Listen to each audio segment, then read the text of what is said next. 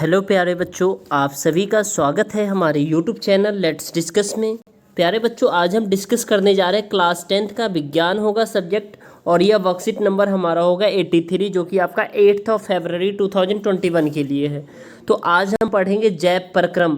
तो आइए हम इसे प्रॉपर वे में डिटेल डिस्कस करते हैं। उसके बाद इसके सॉल्यूशंस को भी मैंने टाइप करके दिया, तो वो भी आप लिखेंगे, ठीक है। तो चलिए हम इसे डिस्कस करते हैं। जीवों द्वारा पोषण, श्वसन, उत्सर्जन, परिसंचरण, वृद्धि एवं जनन आदि प्रदर्शित किए जाने वाले मूल जैविक क्रियाएं होती है।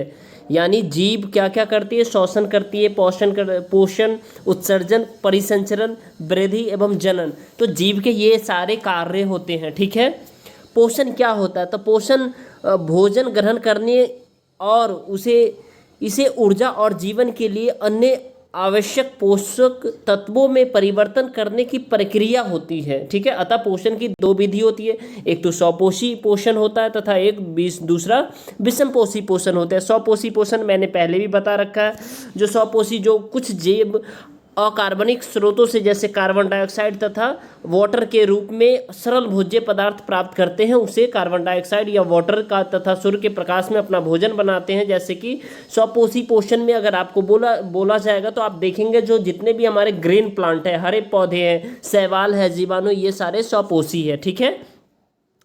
और स्वपोषी मतलब वो पौधे, वो जीव जो खुद से अपना भोजन बना लेता है, उसे स्वपोषी कहते हैं। सिंपली आपको ऐसे याद रखना। विषमपोषी जो दूसरों के ऊपर निर्भर रहता है, जैसे कि हम इंसान जो है ना, दूसरे के ऊपर अपने भोजन के लिए निर्भर रहते हैं। जैसे जंतु जटिल पदार्थों को सरल पदार्थों में खंडित करते हैं ताकि ये जीव के क्षरण, रख रखाव तथा वृद्धि में प्रयुक्त हो सके, जैसे कि सभी जंतु, मानव, कवक।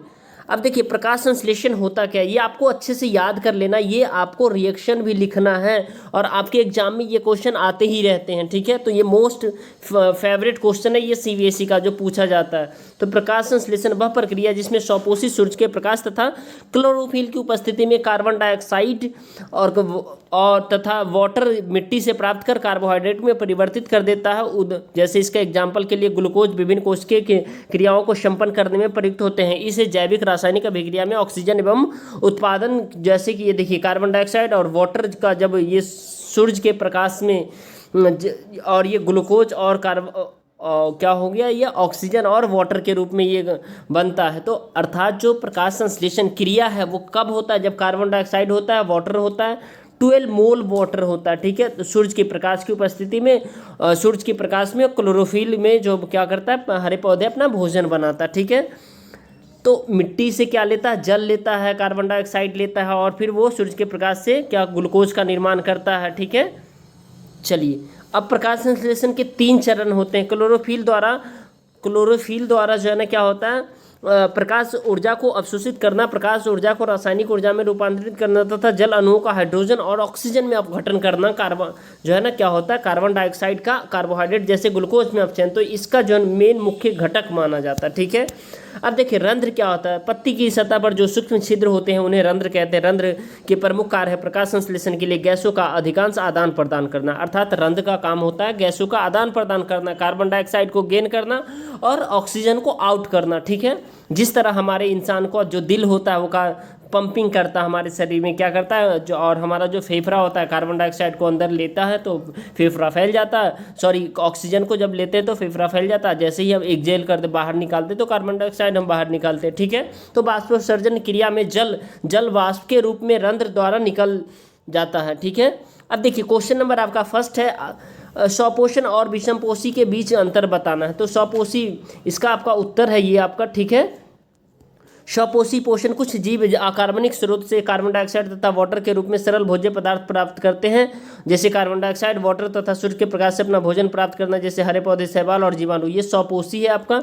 और आपका ये विषमपोषी है। विषमपोषी पौधे पोषण जो है जंतु जटिल पदार्थों को सरल पदार्थों में खंडित करते हैं ताकि ये जीव के समाक्षरण, रख रखाव तथा वृद्धि में प्रयुक्त हो सके, और जैसे कि सभी जंतु, मानव, कवक, ठीक है। अब क्वेश्चन नंबर 2 का हम आंसर देखते हैं। जैसे स्वपोषी पोषण के लिए क्या आवश्यक है? कार्बन डाइऑक्साइड भी आवश्यक है, सूर्य का प्रकाश भी है और क्लोरोफिल है। तो आपका डी आंसर हो जाएगा, राइट।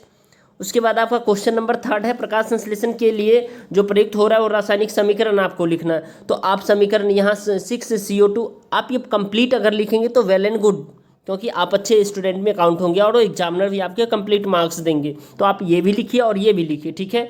अगर ये नहीं याद रहता तो भी आप ये लिख सकते, लेकिन आपके लिए ये इक्वेशन लिखना बहुत ही कंपलसरी है, ठीक है। तो कार्बन डाइऑक्साइड 6CO2, इसको आप ऐसे भी लिख सकते हैं 6CO2 प्लस क्या होता है H2O, यानी ये 12 मोल वाटर है। कितना? 12 मोल वाटर है।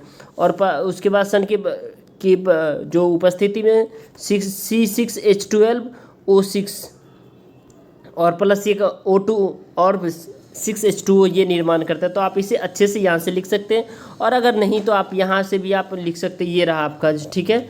इसे आप एज इट इज कॉपी कर दीजिए, राइट। अब उसके बाद आपको क्वेश्चन नंबर 3 हो गया। अब क्वेश्चन नंबर हम 4 देखते हैं। क्वेश्चन नंबर 4 है आपका, रंध्र क्या है तथा इसके क्या क्या कार्य हैं। तो चलिए, रंध्र क्या है, इसके क्या क्या कार्य है, यहाँ देखते हैं। तो ये रंध्र क्या है, इसका आप उत्तर लिखेंगे, ठीक है। रंध्र पत्ती की सतह पर जो सूक्ष्म छिद्र होते हैं उन्हें रंध्र कहते हैं। रंध्र के प्रमुख कार्य है प्रकाश संश्लेषण के लिए गैसों का आदान प्रदान करना और छिद्रों के द्वारा, और बाष्पोत्सर्जन प्रक्रिया में जल या जल वाष्प के रूप में रंध्र द्वारा निकाला जाता है, ठीक है। अब उसके बाद आप क्वेश्चन नंबर आप 5 देख सकते हैं, रंध्र का नामांकित चित्र बनाना है। तो आप इसे आसानी से आप बना सकते हैं, राइट। तो चलिए फिर मिलते हैं नेक्स्ट वीडियो में। Thank you, thanks a lot for watching.